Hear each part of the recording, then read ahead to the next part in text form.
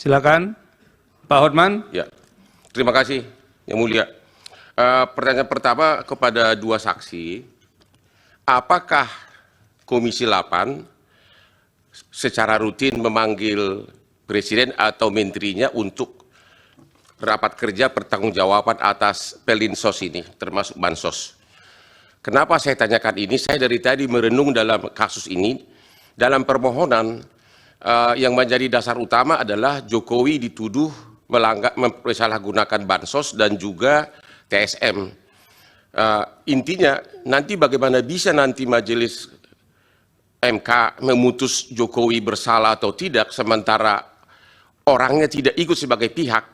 Dalam pengalaman kami 38 tahun sebagai pengacara dengan ribuan perkara, kalau ini perkara perdata pasti NO, pasti tidak dapat diterima karena pihaknya tidak mungkin dinyatakan melanggar hukum tapi tidak pernah diperiksa.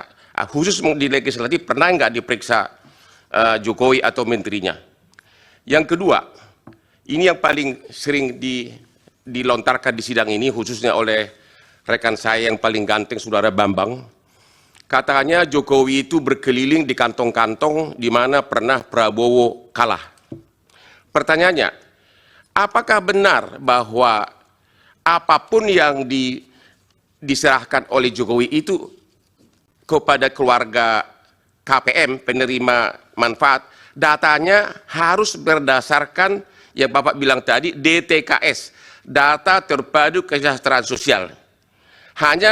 Benar nggak? Hanya diambil sampel di beberapa titik, barulah Jokowi datang simbolik. Ya, jadi apakah benar bahwa apa yang dibagikan oleh Jokowi tersebut hanya secara simbolik dan itu bukan data yang dibuat-buat, bukan dari kantong Jokowi, tapi murni dari data terpadu DTKS yang sudah ada di Kementerian Sosial. Ya, untuk membantah bahwa bukan Jokowi datang untuk kampanye. Yang ketiga, salah satu adalah yang sebagaimana Bapak tadi itu mengatakan bahwa Perlinsos itu itemnya banyak dari mulai energi, pupuk, BPJS, hanya BPJS saja 98,8 triliun. Bansos di 2023 cuma 97 triliun. Pertanyaan kami adalah di dalam di dalam sidang ini kemarin ada saksi mengatakan Jokowi melakukan korupsi karena mengambil anggaran dari kementerian lain dipindahkan ke Bansos.